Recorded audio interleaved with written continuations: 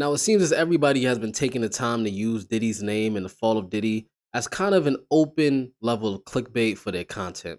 Now, I know you've seen, or if you haven't, there's been a video circulating of 50 Cent, and people are kind of confused and they're assuming that what he said in this video was him mentioning that Diddy going to jail has something to do with one of his liquor deals that he had. Now, if you don't know, I will break down to you amongst this piece of content that I'm about to deliver because it is your boy Dre. I sift through the noise so you don't have to, and I report directly back to you once I get the information. Make sure you like and subscribe so we can, stay up in the algorithm. It's definitely helpful. Support is free, and I love free support because I love doing what I do to deliver content to you. I want to start you off with this first clip that a lot of people have been seeing on the internet. And what was happening here is that 50 was at InvestFest, and this is going to make a lot of sense to you later. 50 was at InvestFest talking to Rashad and Troy about the liquor business and if it's hard to raise capital, and somehow they end up falling on Diddy's situation. Initially, when I get into a new venture, I finance it. Like I usually use my money to start. And then as we get into new positions, I may take investment dollars. But like if you look at Branson Cognac and Le Chemin Noir Champagne, I own the entire company. Like those,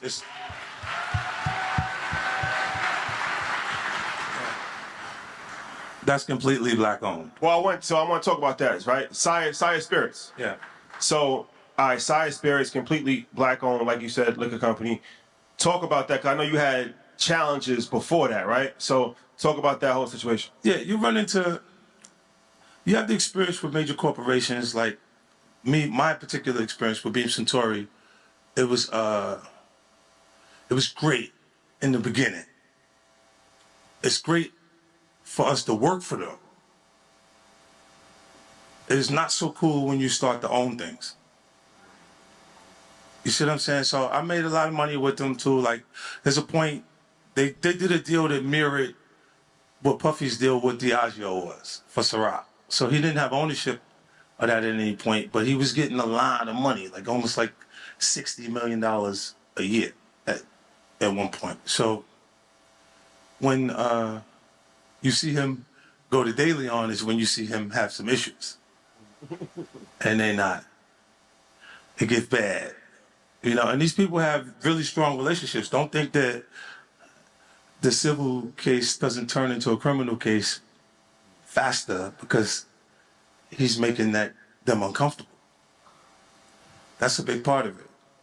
You know what I mean? Like you look, when you go to the spirits businesses, it's not governed. They got a discus board that they created, right? If you got two companies that are $3 billion a year, and Beam Suntory and Diageo, the distribution level, it's very hard for you to get things to a point where you can do the right numbers, the amount.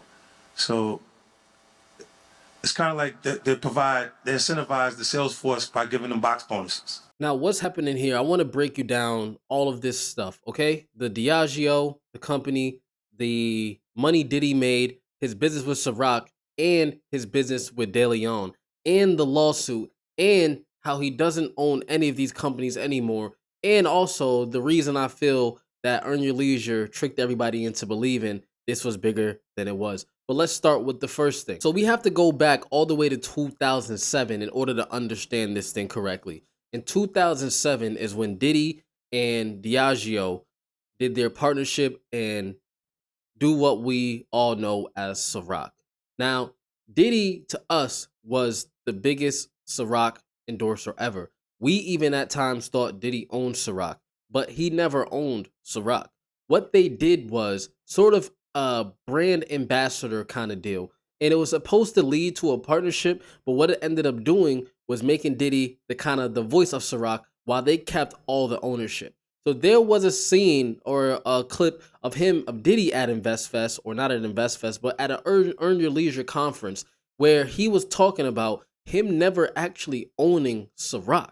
And he was just kind of an endorser, but still making around $60 million a year just endorsing Ciroc.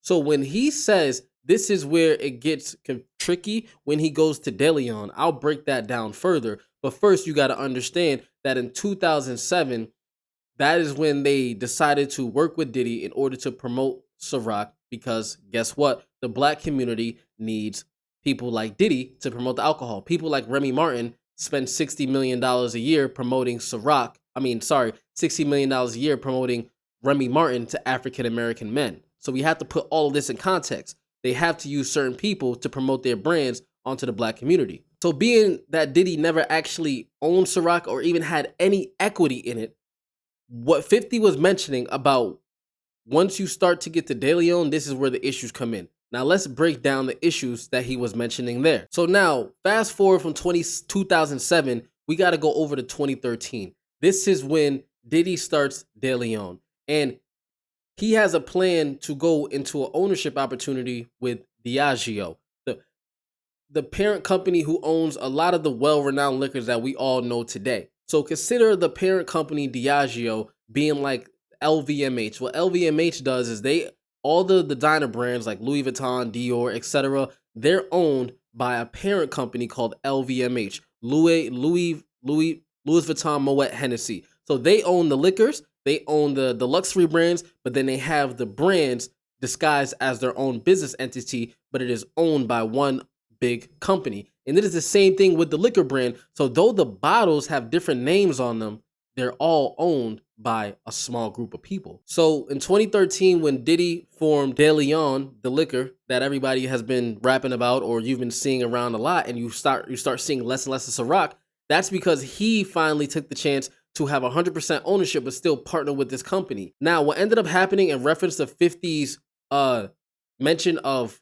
civil lawsuit turns to criminal lawsuit, and the whole world has been trying to allegate it towards his current lawsuit. What he was saying was Diddy ended up suing Diageo because he felt they were under promoting his brand once he became and gathered full ownership of that liquor brand De Leon. So he went and sued Diageo for basically racial discrimination because they only wanted to market his alcohol as an urban type alcohol for basically black people, and he didn't want to give it that. They didn't want to give it that same treatment that they give all the other alcohol brands that they have under their umbrella. Mind you, at one point in time, they were supposed to come together in around January, and they were supposed to do a deal where Diageo was going to then own 50% of De Leon, and 50% was going to be going to Diddy, and he'd no longer be 100% sole owner. But here's what ended up happening. When he sued Diageo and tried to get that racial discrimination, what they ended up doing was settling and dropping the entire lawsuit, and Diddy ended up dropping all the allegations and everything about Diageo, and in return, they ended up taking over the entire company and Diddy selling all his stake inside the company. So what I think happened here was Earn Your Leisure.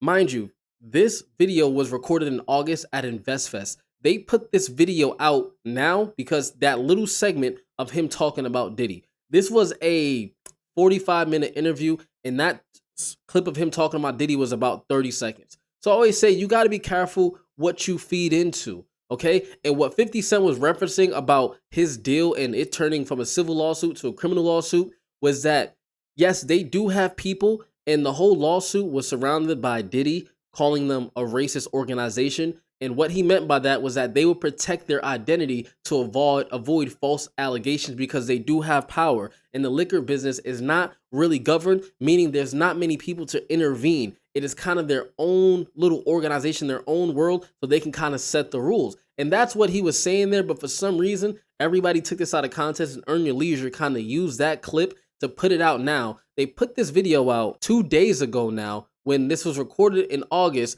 and they purposely titled it 50 Cent Exposes His TV Empire Deal, Diddy's Fall, $100 million deal, and Spirit Industry Battle. Now, that's classic clickbait. There's no better time to do it, but what I had to do was address everybody the information on Diddy's deal with Diageo and the fall of Diddy not even being relative to what they're trying to make it seem as, because based on what's happening right now.